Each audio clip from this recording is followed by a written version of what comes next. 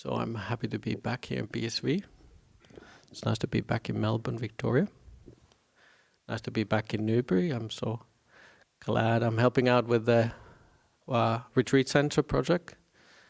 It's probably all of us we know the retreat center has started now, the building has started, so I seem to be the building monk, so I go from building site to building site. I left here a year and a half ago now. I went back to Perth for a year and a half, and what happened in Perth? We're building. So we were building kutis in our monastery in Bodhinyana in Perth, and I just finished I think we did 6 kutis, yeah. So we did this. They're almost like fire bunkers. The regulations these days, you cannot just build huts in the forest and pretend they're going to be fine. So we built these really, really almost like fire bunkers for the monks. They're very, very nice, tiny, but they're like bank vaults. And it's nice for the monks because they're so nice and quiet. So now I'm back in here. Hopefully I can help the community. I'm so glad to do that. So it's a blessing for my life to be able to do this as a monk. So people you maybe notice now that people call me Ajahn now, and what's that? That's the Thai thing for calling monks a teacher. So we have Ajahn Brahm, Ajahn Brahmali, Ajahn Sutato, a lot of Ajahns from Thailand, Ajahn Chah. So I'm called Ajahn now. What does it mean? Not that much, actually. And it's a bit weird, actually, to change my name again. So I haven't really, it's not really like your name. It's just almost like a title, but it becomes part of your name because people call you Ajahn in our tradition all the time. And it's strange now because I'm in the Bodhinyana monastery, and all of a sudden people started calling me Ajahn, and they say Ajahn. They're talking to me. I didn't even know. Imagine it for yourself if somebody calls you a different name all of a sudden. It's bad enough to 10 years ago changing my name, completely new name, like with Mudito, and now I have another name. So, but this is the last one. I hope. I think that there's no more titles coming. So yeah, I've been 10 years as a monk, and that's when you get the sort of people start calling you Ajahn in our tradition. So 10 vasas. It's interesting, and I remember there was Ajahn Sayasaro was asked. He's a sort of quite famous in our tradition. He's a Western monk, but he has lived in most of his life now in Thailand. But somebody said, after 10 years, what did you learn as a monk? And Ajahn Sayasaro famously said that I learned how to mix concrete. And it's a little bit like that. It's, as a monk, you learn actually a lot of practical things. And unfortunately, I knew how to mix concrete before I became a monk. So I didn't learn how to mix concrete. But I've mixed a lot of concrete even as a monk. It's interesting. We did, 11 years ago, I went to Bodhinyana. We were renovating our kutis. Ajahn Brahm built them about 30 years ago, and so it was time to renovate. When I got to the monastery, we were actually mixing a lot of concrete when I got there. But so we're building. As a monk, you build, and it's a lot of other things. So what have I learned as 10 years as a monk? So I think that's going to be the topic. What do you learn as being a Buddhist? What do you learn as a monk, being a monk for a while? And I was, just when I got here, I was sort of thought, okay, that might be my topic for today, for talking.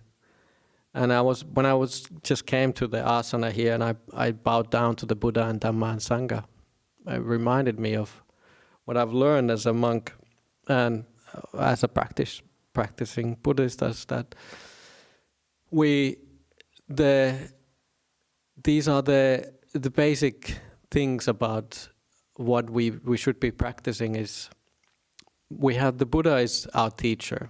He set the ball rolling, the wheel rolling. He set the Dhamma rolling. So we have the teacher, we have the Buddha, the teacher, the Dhamma, the teachings, and the Sangha. The monks and nuns now. We have luckily the nun Sangha as well. We have the monks and and who've been practicing well in the past and kept the wheel rolling.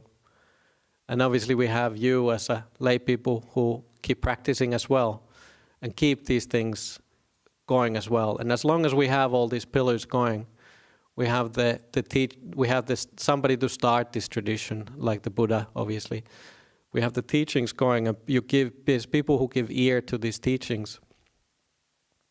We have people who respect the teachings, and we have people who practice well, the Sangha and the lay people. Yes, as all of us as a complete unit, we can keep this thing going. The Buddha, quite often when, as a monk, you bow a lot. You bow every time you see the Buddha statue, basically. And I like to try to make it more meaningful. So for me, I take a little bit of time when I'm bowing down, and there's a lot of gratefulness what comes out of it, actually, when you sort of reflect these things. And I think Yasmin was just saying this morning about this one lady who got into the car on Saturday morning and drove to the school, and the kids weren't in the back, and it wasn't a school day. So she realized when she was at the school that, like, hang on, I'm just going this autopilot. And all of us, including us monks, we go on autopilot quite often. And that's what we should do, have these kind of contemplation objects. And that's why part of the bowing down for us monks as well is that you actually go to somewhere, whether it's a dining hall or here in the Dhamma hall or into your hut, and it slows you down. You're doing something special now. It's this small little reflection, but it helps you to sort of slow down, get into the moment. What am I doing now? Let's say I go to the dining hall, I bow down to the Buddha, and now it's time to eat. My reflection on then is, before eating, is that I'm going to eat for the health of my body. I'm not going to indulge, just keep my body going, just to sustain my body into this holy life. And you can incorporate for your own life as well, this kind of thing. Instead of going to autopilot all the time, you're in this headspace. A lot of us all of us, let's say, we're in this headspace where we constantly in our own minds, and we're trying to figure out how the life works. We're solving problems. We're thinking about over and over again our own lives, whether it's good or bad, but it doesn't really lead you anywhere. Whereas actually train your mind into a certain way of thinking leads somewhere. And the Dhamma, the teachings, it has something which is ending. And that's what Ajahn Chah always said, that Dhamma leads you to the end. The teaching should lead you to an end. And Ajahn Ganha said, the other teacher who's a good teacher of mine as well from Thailand, he said, studying the world is endless, but studying the Dhamma has an end. And that's what you have to, why are we here? Why are we practicing Buddhist? Are we trying to improve ourselves? To a certain extent. Are we giving dana to get ourselves in a good place? To a certain extent. In Buddhism, yesterday I was just talking to another monk, we were driving here, and we said, we always encourage people to give. But he was saying that it's absolutely right, but it's almost like a half-truth. So we're not, as monks, we don't tell you half-truths. We don't just say that, look, just give, and you go to heaven. You're going to be happy ever after. That's a half-truth. We give to let go. We give, try to disappear from here. Why am I a monk? What have I learned as a 10 years? I've learned how to disappear more and more. Not to become famous, not to become all of us, somehow gain status. That would be half-truth. That would be even less than half-truth. And that would probably give me a worse rebirth if I would be trying to gain things out of being a monk. So it's sometimes, we talked about it with the other monk, and I said, Buddhism is really difficult because we say these things and it's going to make you happy, of course, but we have this kind of thing which is almost like a wet rag. yeah, it's going to make you happy, but don't expect too much. Don't expect your life is going to be changing into something what is not. Don't think that you are somehow, because of you meditate, you're going to be all of a sudden better person. But only when you can sort of take holidays from yourself, then you learn how to appreciate yourself. You learn how to give metta towards yourself. You learn how to have more compassion towards yourself. Not by sort of adding more and more layers, trying to mask yourself. Oh, I'm becoming a better person because I'm meditating. Well, good luck with that one. Hasn't worked for me. You know, I'm just being honest. I've been a monk for 10 years now. I should start seeing something, right? I'm seeing things. To be honest, I am. You cannot just, be a decade as a monk and not to see any changes. But the change has been that I'm not so much worried about myself. The self is still there, very strongly, I must say. But I can have more compassion towards that. So that's your main practice. Obviously, we have to learn a lot of quite technical things. Buddhism, we have all the branches of Buddhism in Theravada as well. We have a lot of very technical things, and there's a lot of Sri Lankans here. We have how the mind is made out of, nama, rupa, all of things, and we have very, and not coming from this tradition, understanding Pali until I was 30. I didn't grow up with this. It boggles my mind how technical this thing is sometimes. And I was like, how will I ever remember this? It sort of erupts into you, and you start seeing these patterns, and you listen to it over and over again. So it starts sinking in after year.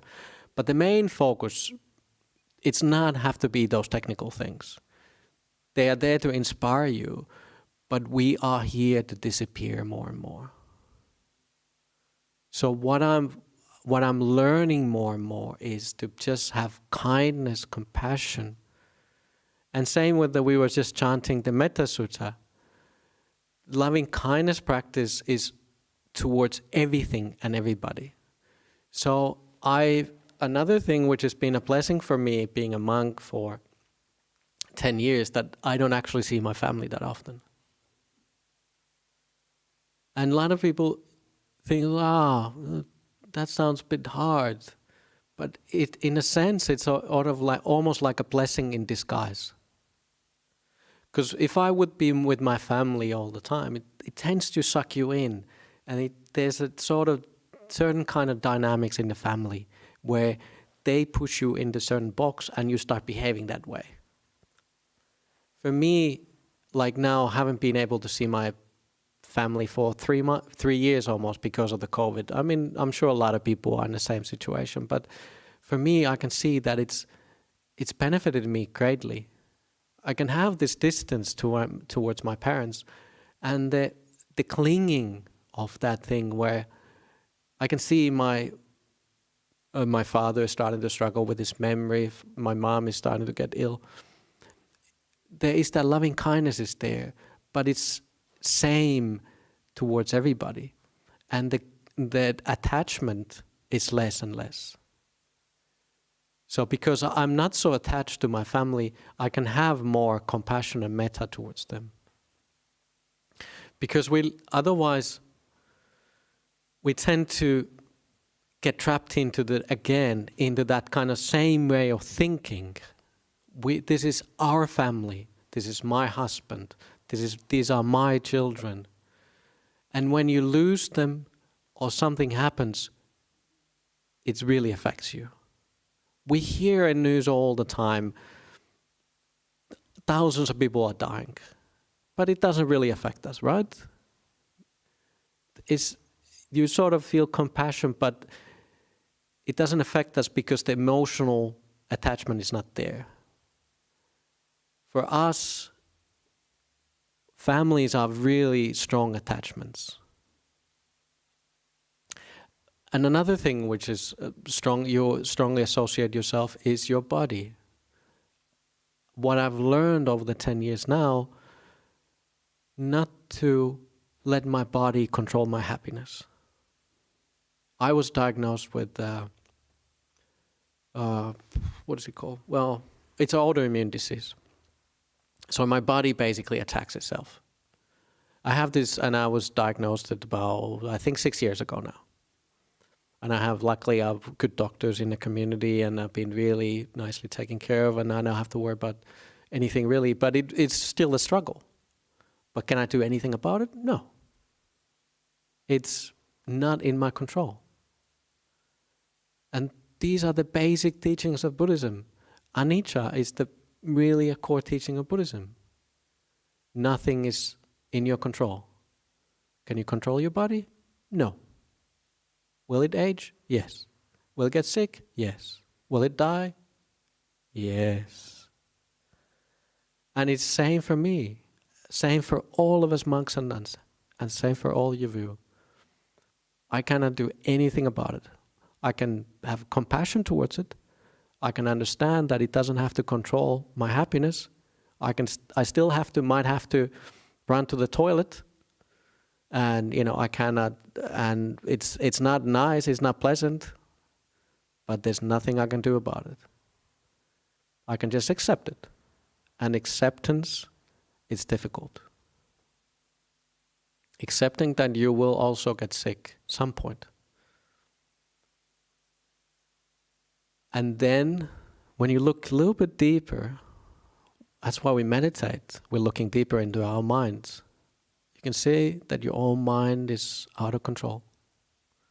You cannot control your own mind. It's almost like there's that dart in the mind where there's suffering. Your own mind is causing suffering. And you get sucked into it. You're in the autopilot. And as being a monk 10 years, I've seen my mind looping so many years that I can just see that it's really out of control. A lot of us think we make rational thing, we think rationally. No, you don't. That's an interesting thing. The Buddha said, once you know your own mind, you know the mind of others. Doesn't take a lot of mind reading to see, know what's happening on other people's minds. Because I know my own mind enough.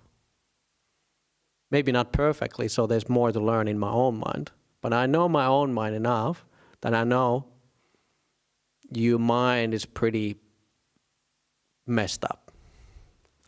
I'm not really messed up, it's not really nice to say, but it's really out of control. One moment is this, other moment is that. It changes from morning to evening completely, not just week to week. It's minute to minute. Your mind is just goes everywhere, right? Maybe it's just me. All of you are, you're perfectly, your mind is just, your thinking is so in line with everything in life. We're just making things up, right? And that's a basic teaching again with the Buddhism, with the Buddha, with the Dhamma, and everything is Dhamma in that sense. And that's what happens in your mind. You think your mind is going to stop somehow when mind dies. No, it doesn't. It's an interesting thing about you, when you start seeing the mind and how it just keeps looping and looping and looping, it's just going to keep going and going and going even when you pass away. And these half-truths we give you about giving are not really half-truths in a sense that if your mind is inclined towards kindness, giving, all that, you will take that mind, those kind of mind states, tomorrow, right? It doesn't stop tonight when you go to sleep. Tomorrow, all of a sudden, you're a bad person. Today, you're really giving, a kind person. Tomorrow, you're something else. No, it doesn't work that way, right? And it doesn't work that way, same when you die. And that's why I've learned to be a monk, that I really need to stay in robes. If I jump out of this train, I don't know what's going to happen. Not that I would become a serial killer, hopefully. But you drift away from these teachings, you drift away from meditation really easy. You need to say, oh, I need to go to the temple. That's what you need to do as a layperson. For me, I need to stay in robes. And so why? Because am I worried about death? Not so much. I'm worried about what's going to happen afterwards. Where I'm going to go. The self is going to be there quite similar from day to day, right? That's how it goes. And it's same from life to life. The self is going to be pretty much the similar. You just have to make sure you go and listen to the Dhamma, get inspired. By hearing the Dhamma, you act accordingly. You cannot just make up these things yourself. Again, there is no self there, right? So who's controlling your thoughts? Whatever the inputs into your mind are. So everyday life, what controls your mind is that, work, your family, advertising, blah, blah, blah, and that sucks you in. When you go to the temple, we try to pray in Austria the other way. So try to understand what the priorities are. What's important in life? And what I've learned in 10 years as a monk, my priority is to stay with somebody I really respect. And that's being Ajahn Brahm. That's why I come here to help with the community, to teach. We're building a retreat center now. I need to go back to Bodhinyana when I'm done this. I realize that I don't know enough. I'm not inspired enough. There is still a danger that I don't know enough. I don't know what's going to happen. The good thing about Buddhism is that we don't have to have a lot of faith. We don't have to have a lot of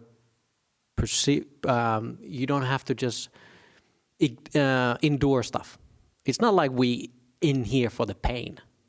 It's a Buddha's maybe the basic teaching that everything is suffering, but it's not like we need to suffer. What keeps us in the Dhamma is inspiration.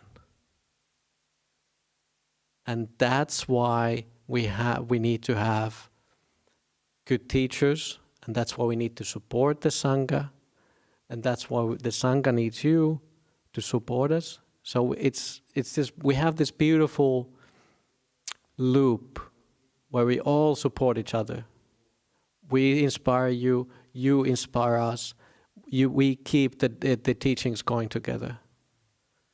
And you will get sick, and you will die, and same to happens to us monks and nuns.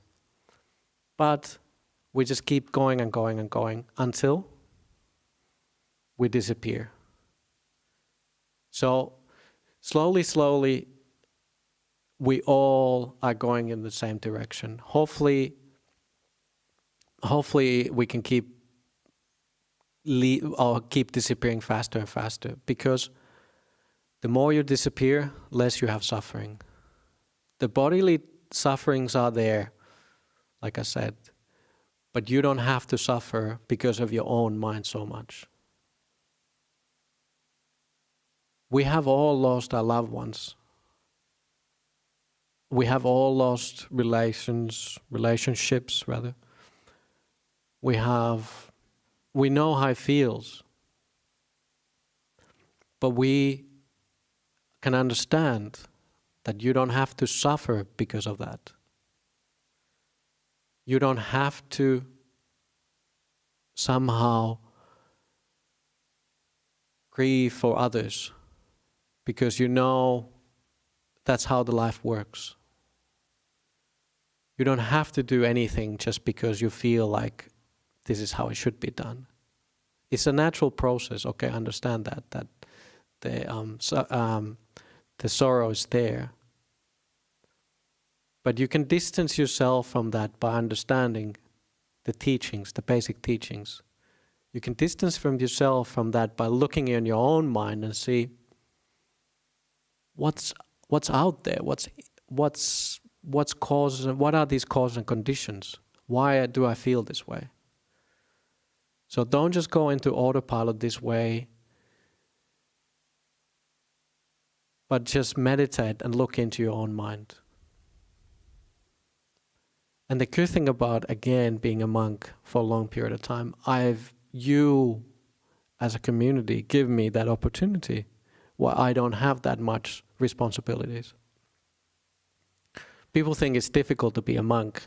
We live in a forest, we have our own little hut, and in the beginning it's difficult, I must say.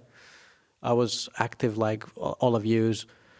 I was full-time work, full-time school, even just before I came to became a monk, and then it's almost like the engine's really hot. And I remember going first night into my hut in the middle of the forest, you close the door and you don't have any entertainment. No one's going to come and knock on your door and start talking to you. It's difficult. But then after a while, it just becomes the norm. It's nothing really special. I mean, it is special, but it's not difficult, really. Why? Because I've learned to be kind towards my own mind. Because I don't get too caught up with that kind of looping mind what I have. I have the same mind, but I can just allow it to just calm down by itself. Just allow it, just give it time and it will start calming down. And if it's really bad, I can do contemplation. Something to calm it down, but that's the next step. And it's interesting, I read the news, I think it was this week, our Prime Minister's assistant, what was it? Something Barnaby, what was his name, the fellow's name? Choice. Barnaby Choice got COVID, right? And he said, I'm not so worried about the COVID. I'm worried about being by myself in isolation for 2 weeks. It's like, oh, sorry, I feel, it's so difficult. Being, 2 weeks he had to be now in a hotel quarantine or something. It's like, oh, poor man. And he's this kind of like really Aussie-looking fellow. I was like, oh, I can do anything, like just point me the way and I, take over China. Sort of type of person, but he cannot be by himself for 2 weeks. We were laughing about it as a monk. We just finished 3 months of being by ourselves. It's not difficult to be by yourself, or is it? Well, it is for a lot of people. It is difficult to just look what's in your mind. It's not just it's boring. I mean, boredom actually dies quite quickly when you be by yourself. It's just looking in your own mind. If you're not used to it, and if you don't want to do it, it's not a happy place to do that. But if you train, it becomes happier and happier. And the one thing, going back to that where I just came here and I bowed down to the Buddha, Dhamma, Sangha, is having mind which has gratefulness. And these are the reflections we do. I bow down to the Buddha, I bow down to the Dhamma, and I bow down to the Sangha. And it really, even that, the last thing for me, the Sangha, I'm part of it. I've been part of the Sangha for 10 years. There's so much gratefulness in my mind for that. Like, look, 2,500 years. Monks before me have been doing this. Have been practicing well. Not everybody, but there's been this kind of long lineage of monks, and I'm part of that. I'm grateful for you as people supporting me. I'm grateful for the teachings that we have them. There's so much, and I was thinking actually to give the talk today about everything is Dhamma, and everything is Dhamma, but it looked like it slipped into this talking about what I've learned as being a monk. But so those are the reflections you do. So if you have mind, which is have kind, gratefulness, all those things we teach all the time, then it's easy to look at your mind. I don't know what Barnaby Jones has in his mind, but I don't think it's one of those things. I think his mind is fault finding. If you find mind is fault finding, you see faults everywhere. And quite often we see the faults in our own mind. And again, I've been looping in my own mind for 10 years. I can see what's in there. I can see a lot of fault finding there. Do I try to stop it? Yeah, quite often. But is that the right way? No. Right way to stop fault finding in mind is all of those things I said before. Even gratitude. If you have gratitude towards your own mind, fault finding might be there, but you don't have to, it's less sort of, you don't have to suffer because of that. There's so many things in my mind where I just got this kind of cringe, like, why did I do that? Yeah. Can I do anything about it? No. But I can have understanding of my own mind. Yep, I'm suffering, but at that moment, I'm looking that mind moment, which is on there. It's like, I don't want to look at that. Just have kindness towards that. That's the only thing you can do. You cannot change the past. You can just look at what the mind is now and do that thing like, forgive yourself. Forgive yourself. Be kind towards your own fault-finding mind. Be grateful that you're actually doing that thing. A lot of people don't want to watch it. A lot of people have a habit of distracting yourself, drinking alcohol.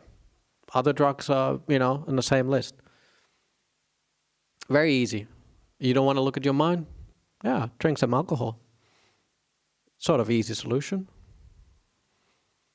Yeah, but the mind state will follow you, right?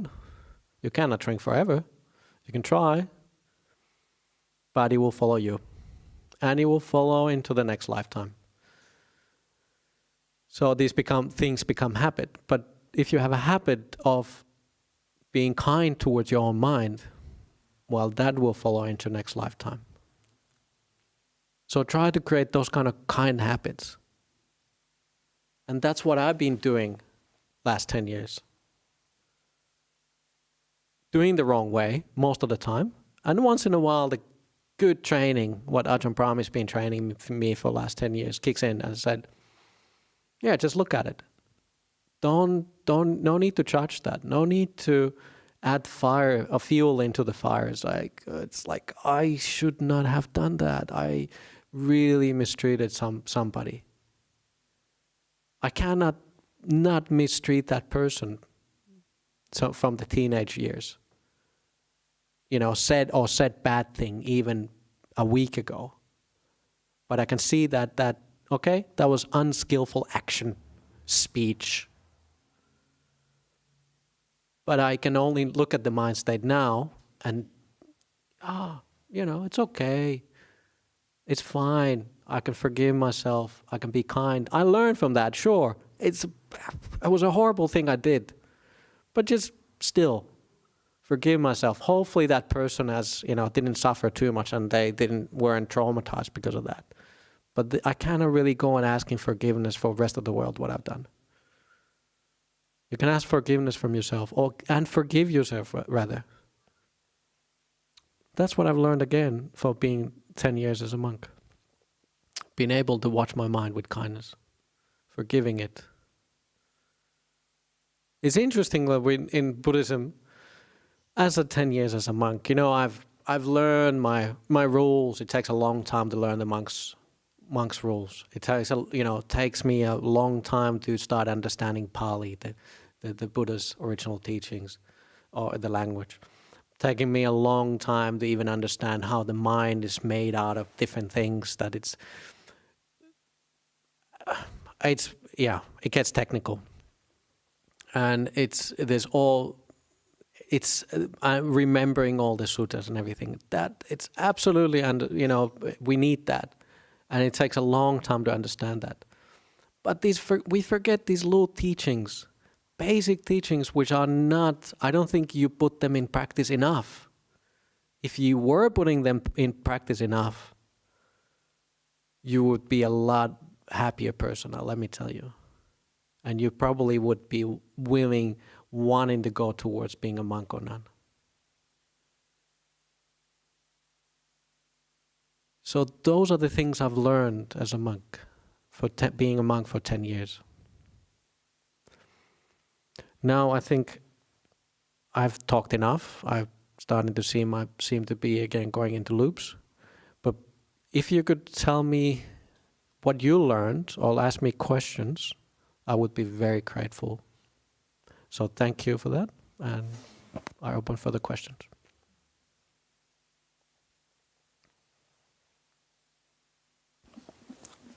If you'd like to come up to the microphone. Ajahn, I do have a question for you. Yeah, please. And by the way, that was a really, really great talk. Okay. You mentioned, I think you used the word, I'm fearful of getting out of the robes. Can you talk a little bit about that fear? Because fear has this kind of edginess and anxiety associated with it. Can you just talk a little bit about that? Well, how do you tell me a little bit more about the edginess and that? Could you elaborate on that one? Yeah, for me, I personally kind of deal with anxiety and panic attacks and so on. And it has there's a lot of fear. It's basically a fear of fear. Mm-hmm. It's like a loop of fear of fear. Right. So I'm just interested in when you talked about the fear of coming out of the robes, I'm interested to know from a monistic's perspective, what is that fear? What is that experience? Okay. Thank you. Interesting. I don't have that experience. I know a lot of people ask us. A lot of people ask us about the, oops, I don't know why I just did that.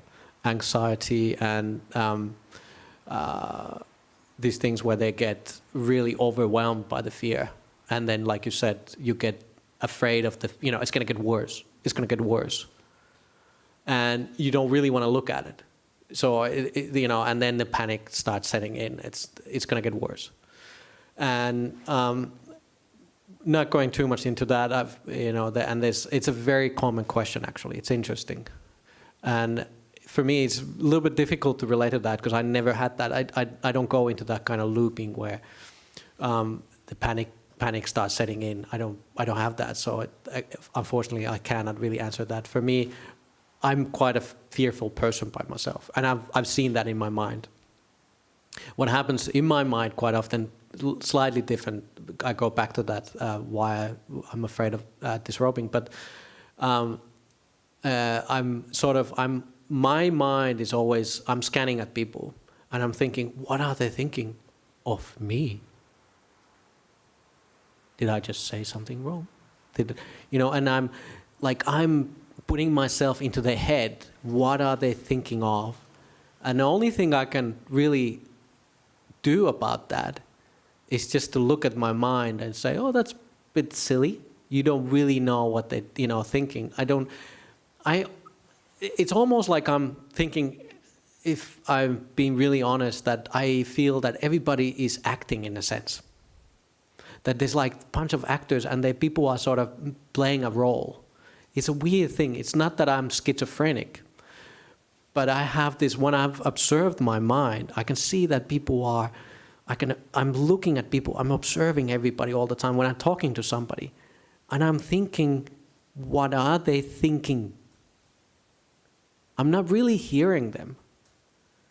And that's another one thing when you observe your own mind, you can see that that's happening.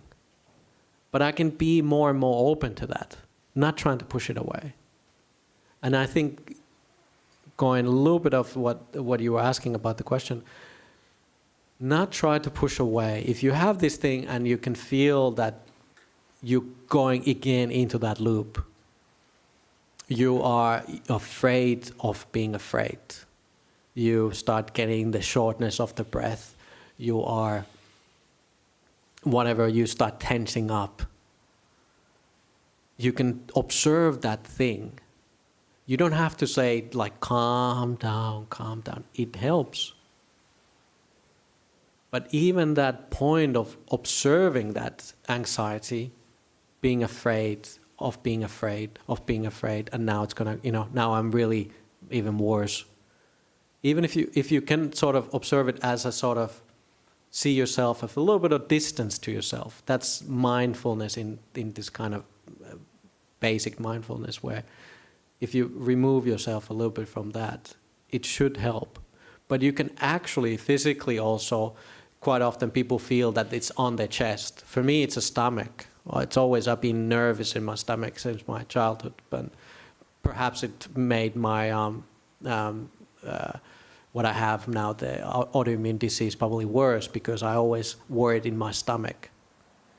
But then you can actually physically just, touch your stomach or your, your chest or your shoulders, and it's you can just learn where you have those kind of tensing up is coming. Body is an indicator for your mind. So quite often your body is showing these signs of somewhere.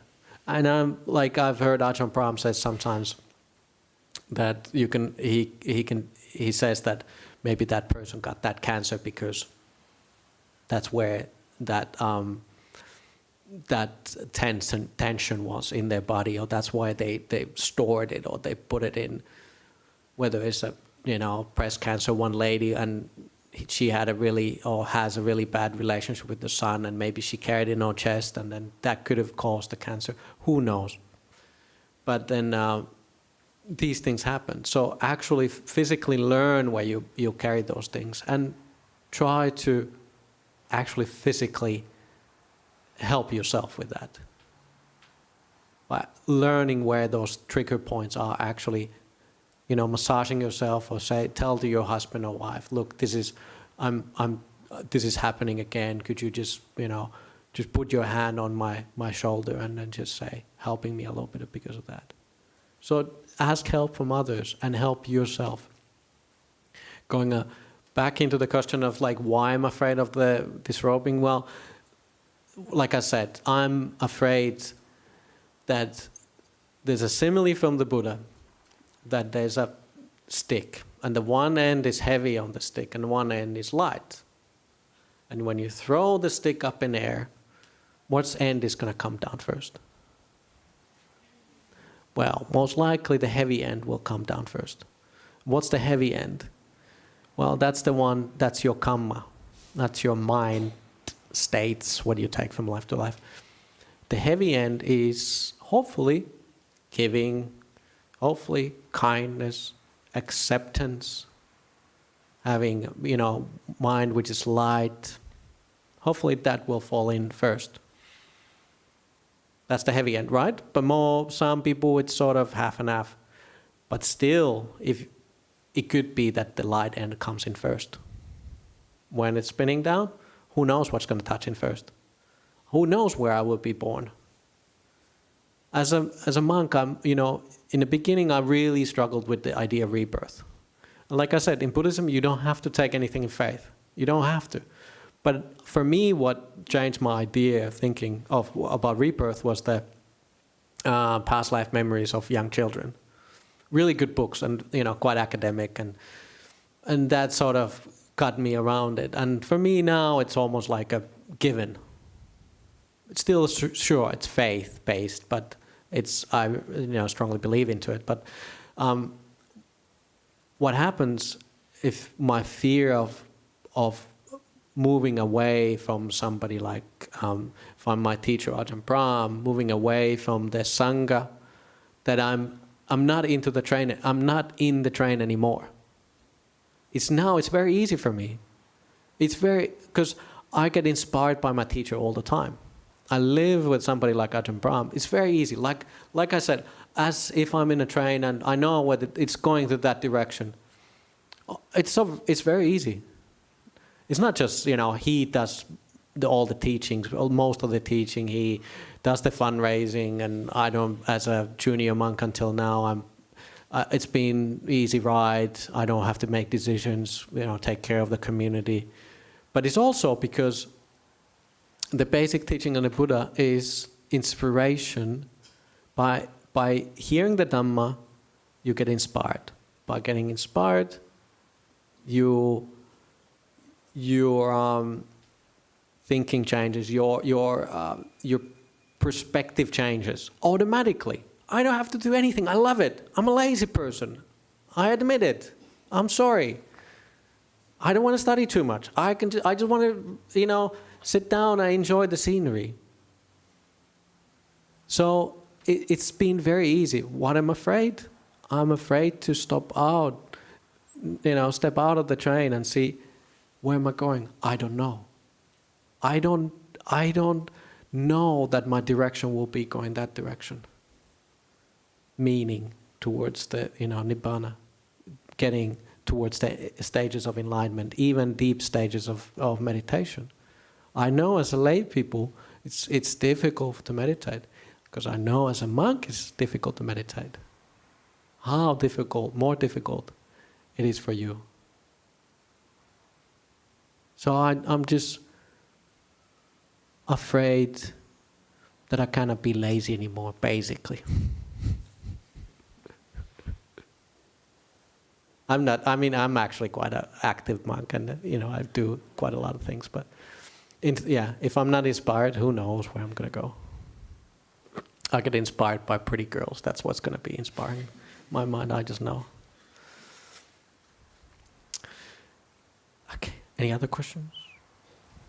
Comments? Complaints?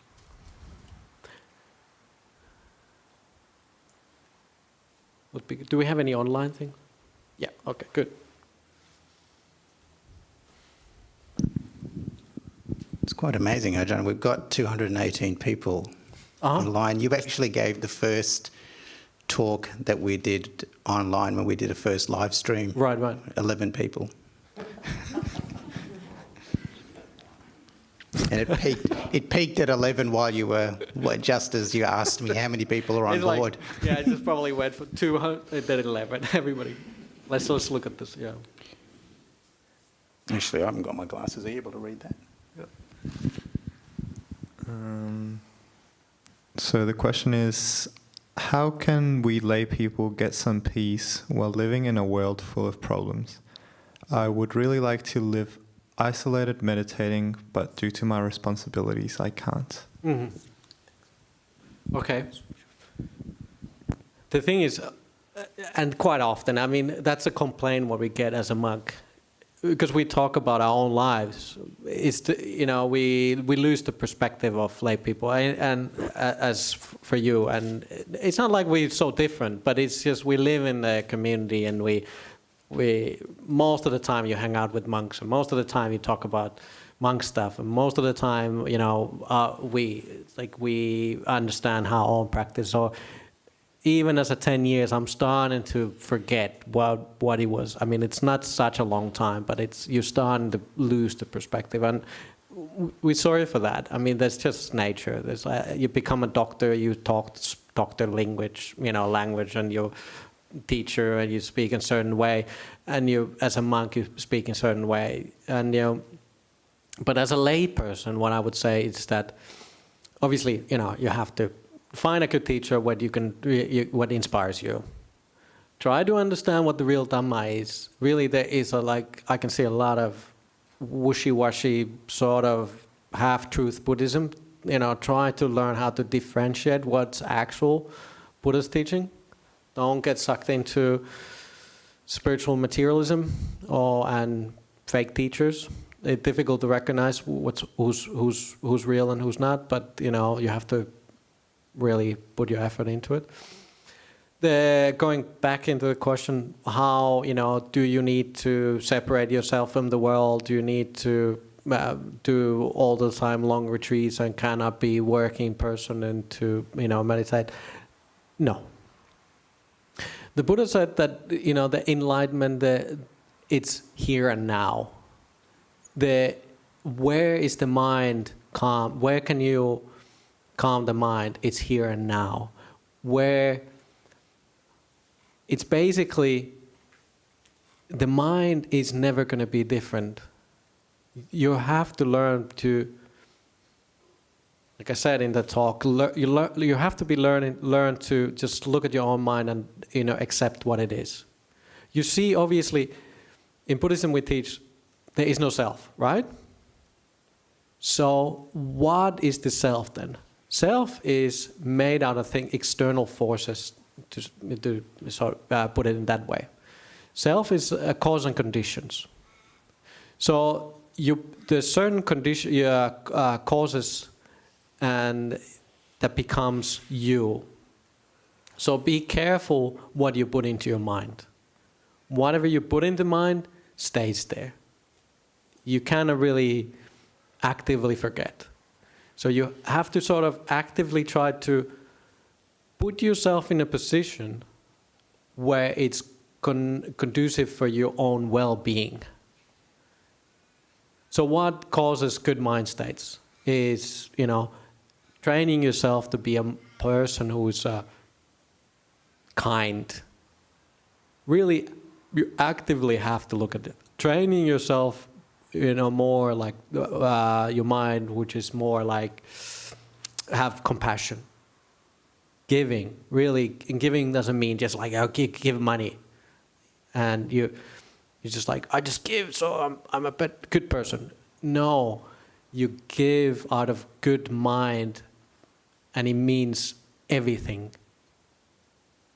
It means giving forgiveness to yourself. It means giving compassion to others. It means giving, that's why we take 5 precepts. Why do we take 5 precepts? People can trust you because you are giving other people honesty. You are an honest person. Whatever you can, give so many things. So all of these things, you're actively putting causes and conditions in place which are good for your mental health, well-being rather, not health, but mental well-being. So understanding that everything is affecting your mind. But it doesn't affect, Ajahn Brahm has this saying that don't let other people control your happiness.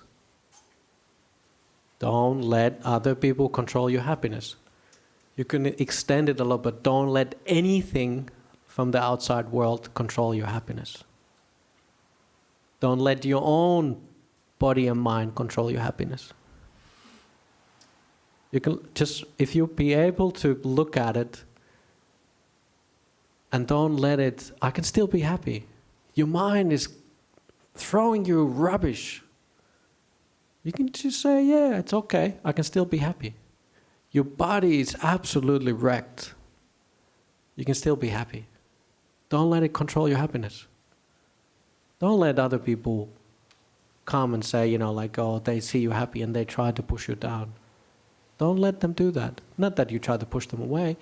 You are in control of your own happiness.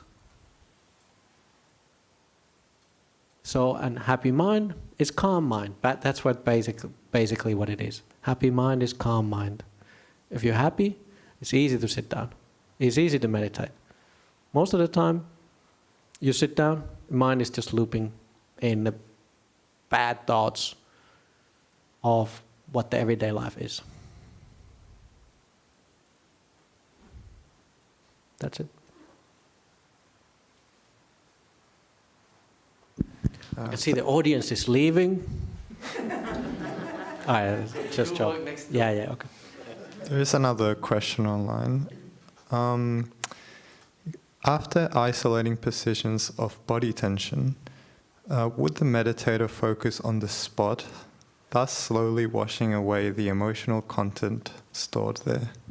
Yeah, look, there's this underlying currency in these questions, like, oh yeah, I'm just going to slowly now kind of let it push it away. I'm just going to be kind. I'm just going to push it away. It's going to disappear, right?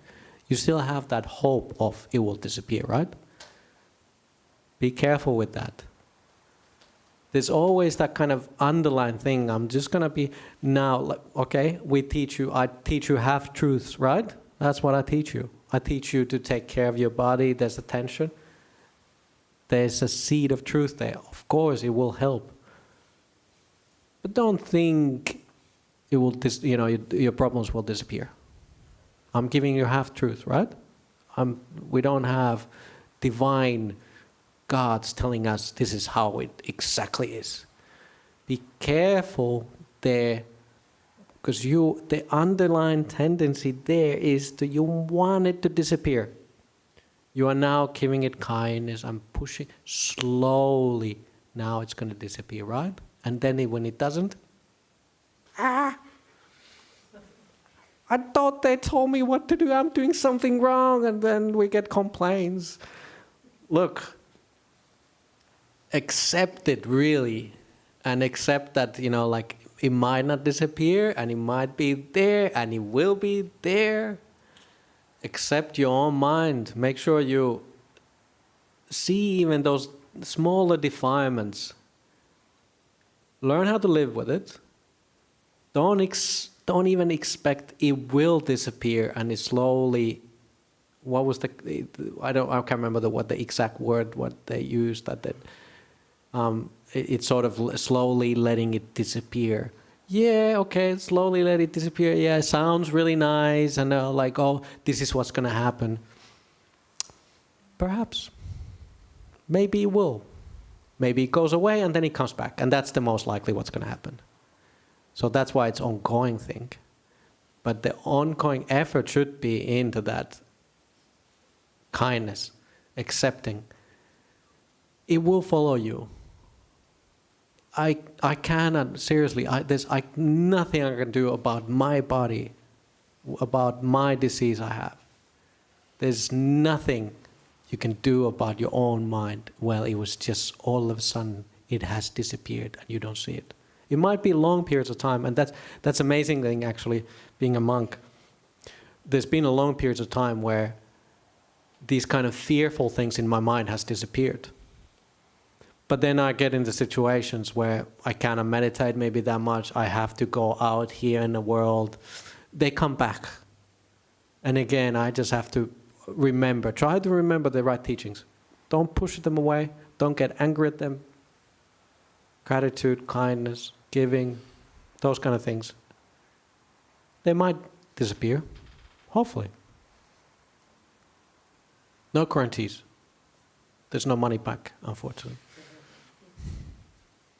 Any more questions? Good. Is there any more comments from the audience? Anybody brave enough? India, of course. No. Sometimes when one starts, then everybody goes. What time? We usually stop 10:15? 10:30, sorry. Okay, 15 minutes. Somebody has to ask a question. India, are you the president? Okay, yes. Thank you so much, Dr. Chai. This is a story from Buddha's time. Yeah. There was a disciple of Buddha called Anuruddha, cousin of Buddha. He was well-developed, stream enterer, but he was stuck in that practice. He couldn't go towards the Arahat stage. His great friend was Venerable Sariputta. So they had a discussion one day. He goes and tells Sariputta, Venerable, my friend Sariputta, I am perfect in my virtue.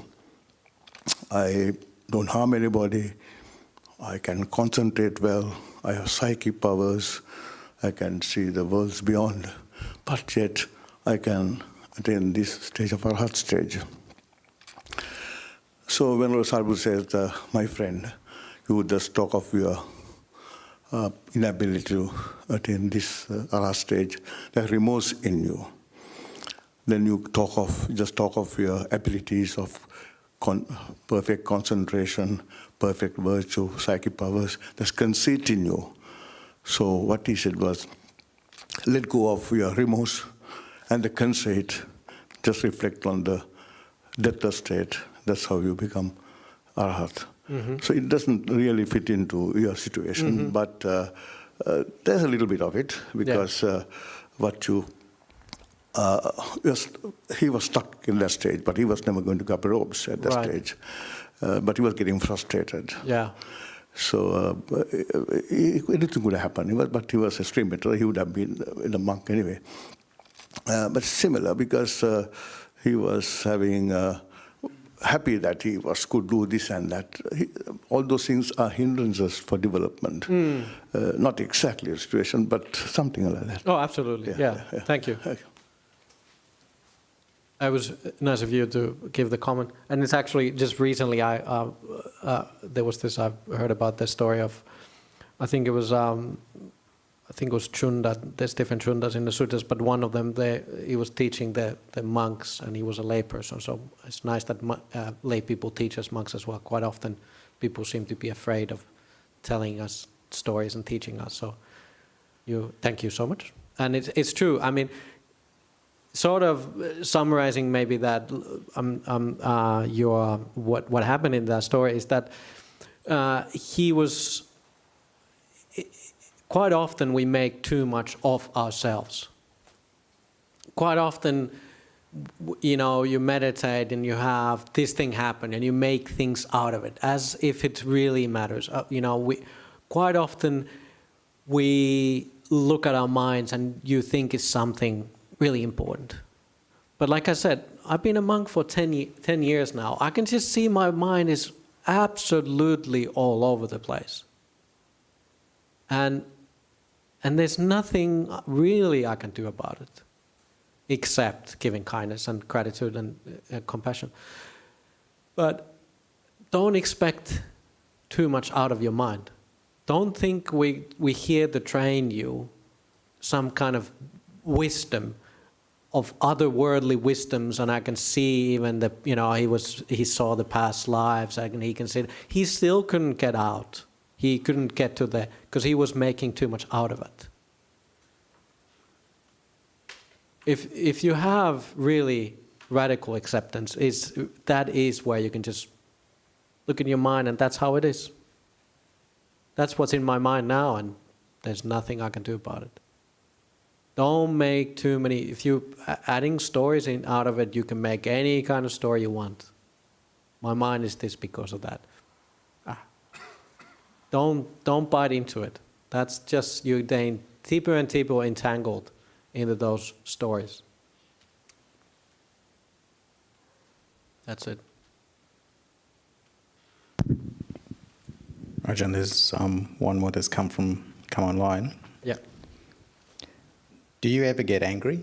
Yes, every day. How do you deal with that? How do I deal with it?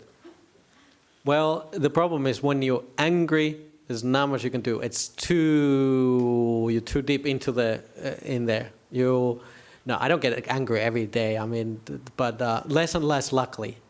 Depends who I'm with, I guess. If I'm like this, it looks like I'm very happy, but boy, you talk to the other monks and it's like, oh yeah, living with Mudito. That's the thing.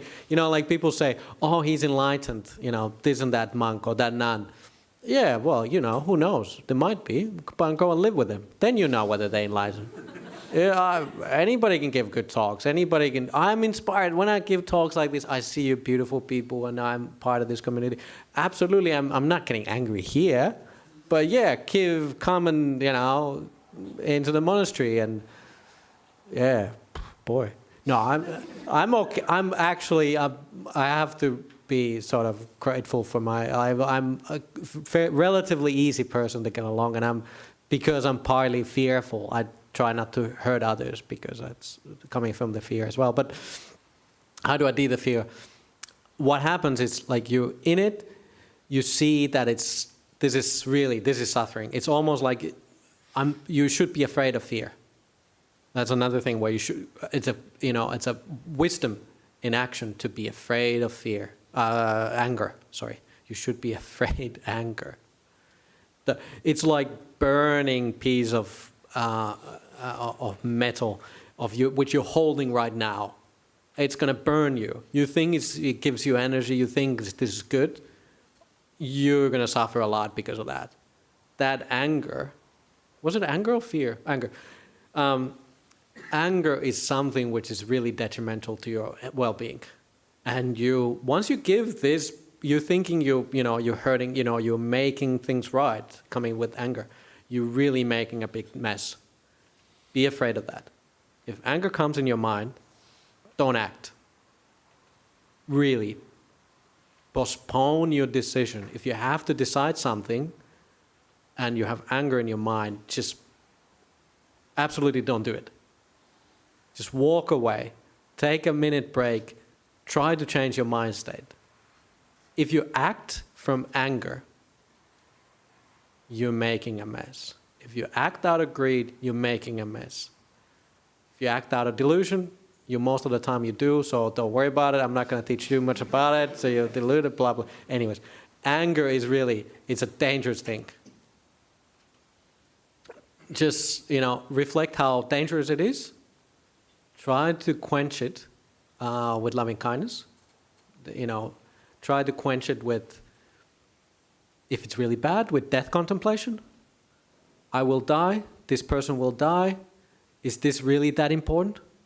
Most of the time it's not. Don't act out of that. You're so clouded. It's dangerous. And that's what I've been taught as a monk. So quite often when I get angry, I get anxious. I like, no. Now you have to be careful. So I just close my mouth, walk away, then try to solve the problem afterwards. If I get angry, and you act, you say stupid things, you act a stupid way, afterwards, ask forgiveness. I've done the wrong thing, I've said the wrong thing, then things calm down. If you cannot Ajahn Chah had this story, and Ajahn Chah always had good stories. He said one layperson came to the monastery and said, can I stay in the monastery overnight? He said, why do you want to stay in the monastery? Well, I can't go home, his wife is a bit mad. Why is wife angry? Well, told her, bad things. And Ajahn Chah said, okay, you can stay in the monastery overnight, that's fine. And next morning he said, okay, now you have to go to the market and buy a chicken. And in Thailand you buy this chicken and they're dead, but they're in the market, but their feathers are still there in those days. And he said, go to the market, buy the chicken, give it, bring it to the monastery. But while walking back to the monastery, just pluck it. Just take the feathers out while walking the monastery, and then then you can give the dana, make food to the monks and nuns, and that's what you have to do today. So he did it, and next morning he got the chicken, plucked it while walking the monastery, made nice chicken curry to the monks, and then gave the dana. And he said then after the lunch, Ajahn Chah said, okay, now come and talk to me. So the man goes and talks to Ajahn Chah, says, okay. And he said, now is the second part of the ceremony we're doing. And so this will alleviate your suffering. And it's okay, what's the second part? So that's the finishes that hopefully wife will be happy by now. He said, now you have to walk back to the marketplace and collect all the feathers and put them, so he didn't make the curry out of it because the chicken was still there. So he said, now take the chicken and take all the feathers you plucked while walking to the monastery and put them back to the chicken. And the man said, I can't do that. I mean, how can I do that? Ajahn Chah said, see, that's the thing. Once it's out, you cannot put it back in. So that's the moral of the story. Once it's out, it's out. You said the bad thing. Oh. You cannot put the feathers back into the chicken, right? So be careful. Don't act when those things are happening. So happy wife, happy life, happy monastery, everybody's happy. Yeah. But don't pluck the chicken. Very good. That's how you deal with anger. There is one more. Okay, quick one. It should be quick. What is the relationship between, maybe not so quick, what is the relationship between emptiness and stillness? Wow, well, many things. Well, I thought that's a quick question. Who wants to answer? Anybody is like, okay. Emptiness as I don't know whether this person actually, really talks about the emptiness, the shunyata, but the emptiness in where I come from, my tradition, as far as I understand, emptiness quite often refers to non-self. And stillness is then you would be, okay, non-self, with once the self has disappeared, then the mind is calm. So, but it's a very different concept. I'm not sure why this person is asking that and whether I understand the question perfectly, or I can explain it really well at this point. But they're quite a different concepts. But emptiness, emptiness as a stillness. Well, when there is no self, it's then the mind is calm. The body starts disappearing. The mind starts disappearing and has disappeared. There's calmness there. Nothing is there, just calmness. There is observing there, but not through self. You know what's happening. The mind is aware. But there's nothing there. But it's calm. And that's not what I'm going to talk anymore. That's it. I'm going to disappear. Thank you so much. Sadhu, sadhu.